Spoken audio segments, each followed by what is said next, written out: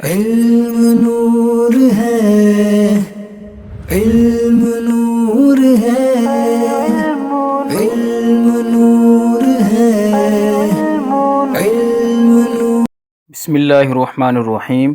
معزز طلباء کرام، آج ہم خلاصۃ النحو کا چوتھا سبق پڑھیں گے۔ خلاصۃ النحو کا جو چوتھا سبق ہے یہ مذکر اور مؤنث کے بیان کے بارے میں ہے۔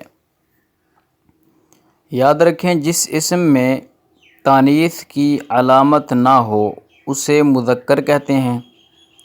جس اسم میں تانیث کی علامت نہ ہو اسے مذکر کہتے ہیں، جیسے غلام، اس میں تانیث کی کوئی علامت نہیں ہے۔ تانیث کی 3 علامتیں ہیں، خلاصۃ النحو والوں نے جو صراحتاً لکھی ہیں۔ گولتا جیسے بقرۃ، نمبر 2 الف مقصورہ جیسے بشرا، نمبر 3 الف ممدودہ جیسے صفراء۔ جبکہ نحو میر والوں نے صراحتاً ہی 4 علامتیں لکھی ہیں، ان میں سے ایک جو ہے وہ تائے ملفوظہ تھی، اور دوسری انہوں نے تائے مقدرہ کے نام سے انہوں نے چوتھی جو ذکر کی ہے۔ تو جس اسم میں تانیث کی علامت نہ ہو اسے مذکر کہتے ہیں، جیسے غلام، اور جس اسم میں تانیث کی علامت ہو اسے مؤنث کہتے ہیں۔ اکثر اسے مؤنث پڑھتے ہیں تو یہ مؤنث لفظ ہے، جیسے امراتن ظلماتن۔ اب ان میں تانیث کی علامت یعنی تا پائی جا رہی ہے، لہٰذا یہ مؤنث کہلائیں گے۔ تانیث کی علامت ذکر کر دی ہم نے۔ فائدہ: اسم کے آخر میں جس الف کے بعد حمزہ نہ ہو اسے الف مقصورہ، اور جس الف کے بعد حمزہ ہو اسے الف ممدودہ کہتے ہیں، جیسے صغرا اور حمراء۔ حمراء الف ممدودہ ہے، صغرا جو ہے یہ الف مقصورہ ہے۔ مؤنث کی آگے اقسام بیان کر رہے ہیں۔ مؤنث کی 2 قسمیں ہیں، مؤنث حقیقی، نمبر 2 مؤنث لفظی۔ مؤنث حقیقی: جس مؤنث کے مقابل نر جاندار ہو اسے مؤنث حقیقی کہتے ہیں، جیسے امراتن بولیں یا مراتن بولیں، ان کے مقابل نر جاندار موجود ہے رجل۔ اور جس مؤنث کے مقابل نر جاندار نہ ہو اسے مؤنث لفظی کہتے ہیں، جیسے ورقۃ چاندی، تو اب اس کے مقابل کوئی نر جاندار نہیں ہے۔ اسی طرح کچھ فوائد اور قواعد ذکر کرتے ہیں، یہ بہت ہی اہم ہوتے ہیں۔ یہ ترکیب میں ممد و معاون ثابت ہونے والے قواعد ہوتے ہیں، ان کو آپ خاص طور پر ذہن نشین رکھیں۔ پہلا قاعدہ ہے، جو اسماء مؤنث کے لیے استعمال ہوں وہ مؤنث ہوتے ہیں، یعنی ان کا استعمال خاص ہی مؤنث کے ساتھ ہے تو وہ بھی مؤنث ہوں گے، جیسے امن ہے، اختن ہے، بنتن ہے، زینب نام، مریم، یہ کسی مرد کا نام نہیں ہوتا، مذکر کا نام نہیں ہوتا۔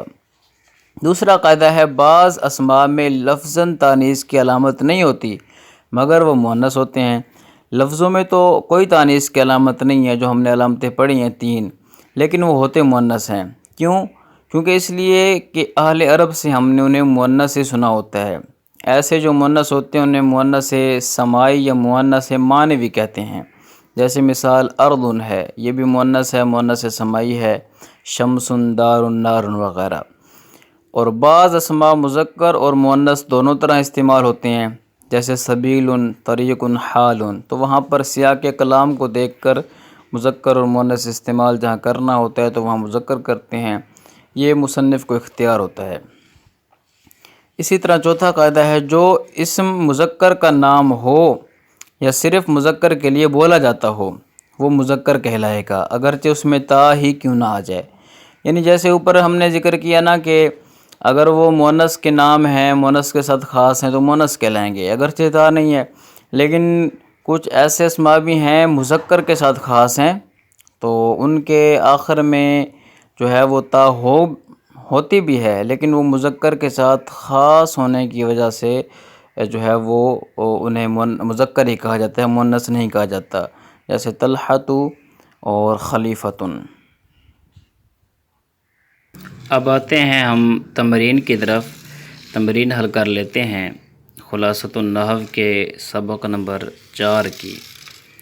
خلاصۃ النحو کا سبق نمبر 4 جو ہم نے مذکر اور مؤنث کا بیان پڑھا ہے، اس کی پہلی تمرین تو آسان ہے، دوسری تمرین ہے غلطی کی نشاندہی فرمائیے۔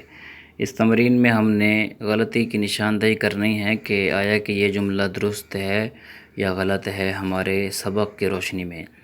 تو پہلی مثال انہوں نے دی ہے کہ اسم کے آخر میں الف کے بعد حمزہ نہ ہو تو اسے الف ممدودہ کہتے ہیں، جبکہ درست یہ بنے گا کہ جس الف کے بعد حمزہ ہو، یعنی اسم کے آخر میں جس الف کے بعد حمزہ ہو اسے الف ممدودہ کہتے ہیں۔ تو یہ حمزہ ہو، حمزہ نہ ہو یہ نہیں ہے بلکہ حمزہ ہو، یہ اس میں غلطی تھی۔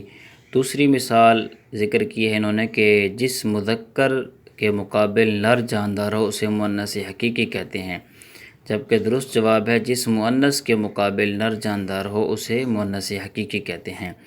اور تیسرا جو انہوں نے جملہ ذکر کیا ہے وہ یہ ذکر کیا جس اسم کے آخر میں تا ہو اسے مؤنث ہی کہیں گے۔ تو درست جواب یہ ہے کہ جو اسم مذکر کا نام ہو یا صرف مذکر کے لیے بولا جاتا ہو اسے مذکر ہی کہیں گے اگرچہ اس میں تا ہو، یا پھر اس کو یوں بھی کر سکتے ہیں کہ جس اسم کے آخر میں تا ہو اسے مؤنث ہی کہیں گے۔ یہ بات درست نہیں ہے، ہاں یہ کہہ دیں کہ جو اسم مؤنث کے ساتھ خاص ہو، مؤنث کا نام ہو اسے مؤنث ہی کہیں گے، تو یہ بات بھی جو ہے نا درست ہو سکتی ہے۔ تمرین نمبر 3 ہے کہ مذکر اور مؤنث الگ الگ کرنے ہیں، تو ہم ان میں وجہ بھی بتائیں گے کہ مذکر اور مؤنث ہونے کی وجہ کیا ہے۔ القرآن یہ مذکر ہے کیونکہ اس میں علامت تانیث نہیں ہے۔ اسامہ تو یہ بھی مذکر ہے، مذکر کا نام ہے، مذکر کے لیے ہی بولا جاتا ہے۔ اسی طرح شمسن سورج یہ مؤنث ہے، اگرچہ علامت نہیں لیکن یہ مؤنث ہے، سمائی ہے، اہل عرب اسے مؤنث ہی بولتے ہیں۔ اسی طرح بیتن ٹھیک ہے یہ مذکر ہے، اور اسی طرح کیونکہ اس میں علامت تانیث نہیں ہے۔ والدن یہ بھی مذکر ہے۔ زینب یہ مؤنث ہے کیونکہ یہ مؤنث کا نام ہے، مؤنث کے ساتھ خاص ہے۔ دارن یہ بھی مؤنث ہے، مؤنث سمائی ہے۔ اور امن یہ بھی مؤنث ہے کیونکہ یہ مؤنث کے ساتھ خاص ہے لفظ۔ نارن یہ بھی مؤنث ہے کیونکہ یہ مؤنث سمائی ہے۔ خلیفتن یہ مذکر ہے کیونکہ یہ مذکر کے لیے بولا جاتا ہے۔ رجلن یہ بھی مذکر ہے کیونکہ یہ مذکر کے لیے بولا جاتا ہے، اس میں علامت تانیث بھی نہیں ہے پھر۔ اور اسی طرح شاتن بکری یہ مؤنث ہے کیونکہ علامت تانیث تا پائی جا رہی ہے۔ آگے اس کا جزبہ ہے کہ درج الاسماء میں سے مؤنث حقیقی اور مؤنث لفظی الگ الگ کریں، تو مؤنث حقیقی اور مؤنث لفظی ہم نے الگ الگ کرنی ہے، ساتھ ساتھ وجہ بھی بتائیں گے آپ کو۔ ناقتن یہ کہتے ہیں اونٹنے کو، تو یہ مؤنث حقیقی ہے، اس کے مقابل نر جاندار آتا ہے، یعنی اس کے مقابل یہ اونٹنی ہے تو اس کے مقابل جمل آتا ہے، یا اس کے مقابل جمل نہ لے ابل لے کے آ جائیں آپ، یعنی اس کے مقابل ایک اونٹ موجود ہے۔ اسی طرح آگے یہ مثال ہے رجلن، اسے یعنی ٹانگ کو کہتے ہیں رجل، یہ مؤنث ہے، اسے ہم یہ کہہ دیں کہ مؤنث یہ سمائی ہے، مؤنث حقیقی نہیں ہے، مؤنث سمائی، مؤنث لفظی میں اسے شمار کریں، کیونکہ جو مؤنث حقیقی نہیں ہے نا، تو یہ جو مثالیں ذکر کی ہیں ان میں سے جو مؤنث حقیقی نہیں ہوگا ظاہر بات ہے وہ مؤنث لفظی ہوگا، تو یہ چونکہ مؤنث حقیقی نہیں ہے رجل تو یہ مؤنث لفظی کہلایا جائے گا۔ اہل عرب سے سنا گیا ہے اس طرح۔ صحراء یہ بھی مؤنث لفظی ہے، اس کے آخر میں الف ممدودہ آ رہا ہے اور اس کے مقابل نر جانتر نہیں ہے۔ بقرۃ یہ مؤنث حقیقی ہے، اس کے مقابل نر جانتر موجود ہے، گائے کے مقابل اس کا مذکر آتا ہے۔ اسی طرح دارن یہ مؤنث لفظی ہے، ٹھیک ہے، اس کے مقابل نر جاندار نہیں ہے۔ مرضع یہ بھی مؤنث لفظی ہے، یعنی دودھ پلانے والی، اس کے مقابل بھی نر جاندار نہیں ہے کہ مرد ہو کوئی دودھ پلانے والا۔ اسی طرح امراتن یہ مؤنث حقیقی ہے، اس کے مقابل نر جاندار موجود ہے، یعنی امراؤن مرد۔ عین یہ مؤنث لفظی ہے۔ ابنتن یہ مؤنث حقیقی ہے، اس کے مقابل نر جاندار ابن موجود ہے۔ ہندن یہ عورت کا نام ہے، یہ مؤنث حقیقی ہے، اس کے مقابل بھی نر جاندار وہ ہندو جو ہے وہ موجود ہے۔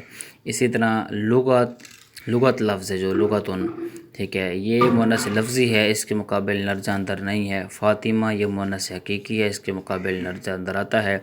اتان اسے یہ کہتے ہیں گدھی کو، اس کے مقابل بھی نر جاندار موجود ہے، حمار یہ مؤنث حقیقی ہے، صغرا چھوٹی لڑکی کہہ دیں، چھوٹی عورت کہہ دیں تو یہ بھی مؤنث حقیقی ہے، اس کے مقابل نر جاندار ہے، حائدن یہ مؤنث لفظی ہے کیونکہ حائدن یہ عورت کے ساتھ خاص ہے، تو یہ ظاہر بات ہے مرد اس کے مقابلے میں اس طرح کا نہیں آتا، تو یہ مؤنث لفظی ہے۔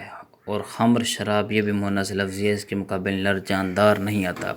اچھا یاد رکھیں کہ یہ حائدن ذکر کیا جبکہ ذکر کرنا چاہیے تھا حائدتن، اسی طرح طالقن ذکر کرتے ہیں طالقتن، تو قاعدہ یہ ہے کہ جو صیغہ صفت ہو یا جو اسم ہو وہ مؤنث کے ساتھ جو خاص ہو نا، اگرچہ وہ مذکر ہی ذکر کر دیا جائے تو وہ مؤنث ہی کے لیے استعمال ہوگا، یعنی جو مؤنث کے لیے خاص ہو نا اسے کبھی کبھار اسے مذکر بھی ذکر کر دیا جاتا ہے، جیسے انتی طالقن ذکر کرتے ہیں، یہ قاعدہ بھی ہم نے آسانی کے لیے آپ کے لیے ذکر کر دیا۔ آگے 5واں سبق ہم اس کے ساتھ ذکر کریں گے خلاصۃ النحو کا۔ خلاصۃ النحو کا 5واں سبق ہے واحد، تثنیہ اور جمع کا بیان۔ تعداد کے لحاظ سے اسم کی 3 قسمیں ہیں، واحد، تثنیہ، جمع۔ جس اسم سے ایک فرد سمجھا جائے اسے واحد یا مفرد کہتے ہیں، جیسے مسلمون، اور جس اسم سے 2 افراد سمجھے جائیں اسے تثنیہ یا مثنیٰ کہتے ہیں، مثنیٰ بھی بولتے ہیں تثنیہ بھی بولتے ہیں، جیسے مسلمانی۔ تو جس اسم سے 2 سے زیادہ افراد سمجھے جائیں اسے جمع یا مجموع کہتے ہیں، جیسے مسلمون۔ اکثر لوگ کہتے ہیں کہ مسلمان یا مسلمان، یہ لفظ درست نہیں، یہ لفظ ہے مسلمان۔ آگے پھر جمع کی اقسام ذکر کی۔ جمع کی 2 قسمیں ہیں، جمع سالم، جمع مکسر۔ جو جمع یعنی وہ جمع جس میں واحد کا صیغہ سلامت رہے، اس کی واحد کی بنا سلامت رہے، اسے جمع سالم یا جمع تصحیح کہیں گے، اور جس جمع میں واحد کا صیغہ سلامت نہ رہے، اس کی واحد کی بنا سلامت نہ ہو، اسے جمع مکسر یا جمع تکسیر کہتے ہیں۔ جیسے مثال ہے زیدون، یہ جمع سالم کی مثال ہے، تو زید یہ واحد تھا، آگے اس کے واحد کی بنا سلامت ہے، آگے واو نون کا اضافہ کیا، یہ جمع سالم ہے۔ اور جبکہ جمع مکسر کی مثال انہار دی ہے، اس کی واحد آتی ہے نہرن، تو نون ہا را کے بنا سلامت نہیں رہی، اس کے آخر میں الف کا اضافہ، درمیان میں الف آ گیا ہے، اس کی واحد کی بنا ٹوٹ گئی ہے، تو اس اعتبار سے یہ جمع مکسر یا جمع تکسیر ہے۔ جمع سالم کی پھر آگے اقسام کتنی ہے؟ جمع سالم کی بھی آگے 2 قسمیں ہیں، کوئی جمع مذکر سالم ہوتا ہے، کوئی جمع مؤنث سالم ہوتا ہے۔ جو جمع واحد کے آخر میں واو اور نون یا اور نون بڑھا کر بنائی گئی ہو اسے جمع مذکر سالم کہتے ہیں، جیسے صالحون، صالحین۔ اور جو جمع واحد کے آخر میں الف اور تا بڑھا کر بنا دی گئی ہو اسے جمع مؤنث سالم کہتے ہیں، جیسے صالحتن تھا، ٹھیک ہے، یا صالحون تھا تو آخر میں الف اور تا لگا کے صالحات بنا دیا، پھر حالت نصب اور جری کے لیے صالحاتن آئے گا، تو وہ بھی مثال ذکر کرتی ہے۔ آگے یہ ہے کہ افراد کے لحاظ سے جمع کی کتنی قسمیں ہیں؟ افراد کے لحاظ سے جمع کی 2 قسمیں ہیں، جمع قلت، جمع کثرت۔ جو جمع 3 سے لے کر 10 افراد تک کے لیے بنائی گئی ہو اسے جمع قلت کہتے ہیں، جیسے اقلام، یہ 3 سے لے کر 10 افراد کے لیے آتی ہے، اور جو جمع 11 سے لے کر لا تعداد افراد کے لیے بنائی گئی ہو اسے جمع کثرت کہتے ہیں، جیسے کتب، مساجد، ٹھیک ہے۔ اب ہمیں کیسے پتہ چلے گا یہ جمع قلت ہے جمع کثرت ہے؟ تو ان کے اوزان مقرر کیے ہیں، جمع قلت کے اوزان ذکر کیے ہیں علماء نحویین نے، تو جو جمع قلت کے وزن پر آئے گا وہ تو قلت ہوگا، اور جو جمع قلت کے وزن کے علاوہ ہوگا وہ جمع کثرت کہلائے گا۔ قواعد و فوائد ذکر کیے۔ واحد اسم کے آخر میں الف نون یا یا نون، آنی یا عینی لگا دینے سے وہ تثنیہ بن جاتا ہے۔ آنی سے تو حالت رفع بنے گی، عینی سے حالت نصب اور جری بنتی ہے، ٹھیک ہے، جیسے مسلمون سے مسلمانی یا مسلمینی۔ اسی طرح واحد اسم کے آخر میں واو نون یا یا نون، وون یا یین لگا دینے سے وہ جمع مذکر سالم بن جاتا ہے، جیسے مسلمون سے مسلمون یا مسلمین۔ اسی طرح واحد اسم کے آخر میں آتن یا آتن لگا دینے سے یعنی الف اور تا، تو وہ جمع مؤنث سالم بن جاتا ہے، جیسے مسلمتن سے مسلماتن یا مسلماتن۔ اب آگے جمع قلت کے اوزان ذکر کر رہے ہیں۔ جمع قلت کے 6 اوزان ہیں، افعال جیسے اقلام، فعلتن جیسے غلمتن، افعل بروزن افعل جیسے انفس، افعلتن جیسے السنتن۔ اور وہ جمع مذکر سالم اور جمع مؤنث سالم جو الف لام کے بغیر ہو، جیسے مسلمون، مسلماتن، اگر یہ الف لام کے ساتھ آ جائیں گے تو پھر یہ جمع قلت نہیں رہیں گے۔ اور جمع کثرت کے کئی اوزان ہیں، ان میں سے بعض ذکر کیے ہیں۔ یعنی آپ یہ دیکھ لیں کہ جو جمع کثرت کے ان 6 وزنوں پر نہیں آئے گا نا، جمع قلت کے جو 6 اوزان ہیں ان پر جو لفظ نہیں آئے گا ہم کہہ دیں گے کہ یہ جمع کثرت ہے۔ تو کچھ کثرت کے اوزان ذکر کیے ہیں، افعلاء جیسے اصدقاء، فعول جیسے مدن، فعال جیسے فرق، فعالۃ جیسے بارزۃ، فعول جیسے قلوب، فعلان جیسے جیران، فعلا جیسے قتل، فعالل جیسے دراہم، مفاعل جیسے مساجد۔ پانچواں قاعدہ ذکر کیا ہے کہ جو اسم جمع نہ ہو مگر جمع کا معنی دے اسے اسم جمع کہتے ہیں، جیسے راحت قوم۔ اب یہ راحت قبیلے کو کہتے ہیں، قوم بھی ایک پورے قبیلہ ہوتا ہے، ایک قوم ایک علاقے کے اندر رہنے والے لوگ ہوتے ہیں، ٹھیک ہے۔ تو اب یہ ظاہر بات ہے کئی لوگوں پر اس کا اطلاق ہوتا ہے۔ اس پہ جو ہم نے جمع کی یعنی کہ قواعد و فوائد پڑھے ہیں کہ جمع بنانے کے یہ قاعدے ہیں، وہ تو صادق نہیں آ رہے، لیکن معنی جمع کا ہے تو اسے اسم جمع کہیں گے۔ تمرین کی طرف آتے ہیں۔ پہلی تمرین تو آپ خود ہی حل کر لیں گے، جبکہ تمرین نمبر 2 کیا ہے؟ تمرین نمبر 2 ہے غلطی کی نشاندہی فرمائیے۔ جس اسم سے 2 سے زائد افراد سمجھے جائیں اسے جمع سالم کہتے ہیں، جبکہ درست جواب ہے کہ اسے جمع یا مجموع کہتے ہیں۔ اور دوسری مثال ہے جو اسم جمع کا معنی دے اسے اسم جمع کہیں گے، درست جواب ہے جو اسم جمع نہ ہو مگر جمع کا معنی دے۔ اسی طرح تیسری مثال ہے جس اسم کے آخر میں الف اور تا ہو اسے جمع مؤنث سالم کہیں گے، تو جواب یہ ہے کہ جو جمع الف اور تا کے ساتھ بنائی گئی ہو اسے جمع مؤنث سالم کہتے ہیں۔ تمرین نمبر 3 ہے واحد، تثنیہ اور جمع الگ الگ کریں۔ تو ہم ساتھ ساتھ ان کی وجہ بھی بتائیں گے آپ کو۔ اس کی یعنی ویسے تو ہمیں کہا گیا کہ واحد، تثنیہ اور جمع اور اس میں جمع اپنے الگ الگ کرنے ہیں، لیکن ہم کوشش کریں گے آپ کو وجوہات بھی بتائیں۔ پہلی مثال ہے السنن، یہ لسان کی جمع ہے نا، لسان واحد ہے تو لسان ایک زبان کو کہتے ہیں، السنن بہت سی زبانوں کو کہتے ہیں۔ یہ جمع مکسر ہے، ٹھیک ہے بھی جمع اور جمع مکسر ہے۔ اسے جمع مکسر اس لیے کہا ہے کیونکہ اس کے واحد کی بنا جو ہے نا وہ ٹوٹ گئی ہے۔ اسی طرح جنتان یہ تثنیہ ہے، جنتن کی تثنیہ ہے، جیشن یہ اسم جمع ہے، ارغیفتن یہ جمع مکسر ہے یعنی جمع ہی ہے اور جمع مکسر ہے، رغیفن کی جمع ہے، قلم یہ واحد ہے، قوم یہ اسم جمع ہے، فیران یہ فار کی جمع ہے، چوہے، ٹھیک ہے، یہ جمع ہے، مسلمتن یہ واحد ہے، ایک عورت کا نام ہے، ایک فرد پر دلالت کر رہی ہے۔ اسی طرح ذواتن، ٹھیک ہے، اب اس سے ایک ہوتے ہیں ذات، ٹھیک ہے، جس طرح ذاتیں وغیرہ، تو یہ ذاتن کی جمع مانے تو اس صورت میں بھی یہ ٹھیک ہے جمع مؤنث سالم ہے۔ اور اگر اسے ذو کی جمع بھی مان سکتے ہیں، اگر اس کا معنی ہم والیاں کریں یعنی ذواتن، تو یہ اس صورت میں اس کا معنی والیاں بنے گا، تو یہ ذو کی جمع ہے، جمع مؤنث سالم ہے، یعنی بہرحال ہے جمع ہی۔ ہمیں حکم ہوا کہ واحد، تثنیہ، جمع اور اس میں جمع آپ نے الگ کرنی ہے، تو اس اعتبار سے جمع ہی ہے۔ قافلتن اس کا معنی اگر قافلہ کریں تو اس صورت میں اس میں جمع ہے، جمع نہیں لیکن جمع کا معنی دے رہا ہے۔ دواتن یہ واحد ہے، ایک فرد پر دلالت کرتا ہے۔ رہتن یہ اس میں جمع ہے، اطفالن یہ جمع ہے اور جمع مکسر ہے، طفل کی جمع ہے، واحد کی بنا سلامت نہیں رہی۔ منازل یہ بھی جمع ہے، جمع مکسر ہے، منزل کی جمع ہے۔ نیران، نیران جو ہے یہ اس میں جو ہے نا یہ جمع ذکر کی گئی ہے لغت کے اندر کہ یہ جمع ہے اس کی، یعنی جو نار ہے نا اس کی جمع انہوں نے ذکر کی ہے، نیران بھی آتی ہے، تو اس صورت میں جمع ہی کہلائے گی۔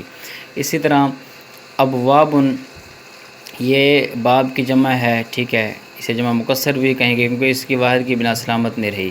اسی طرح مومنون یہ مومن کی جمع ہے، یہ بھی جمع ہے اور جمع کون سی ہوگی؟ جمع مذکر سالم، کیونکہ اس کے آخر میں واو اور نون ذکر کیا گیا ہے۔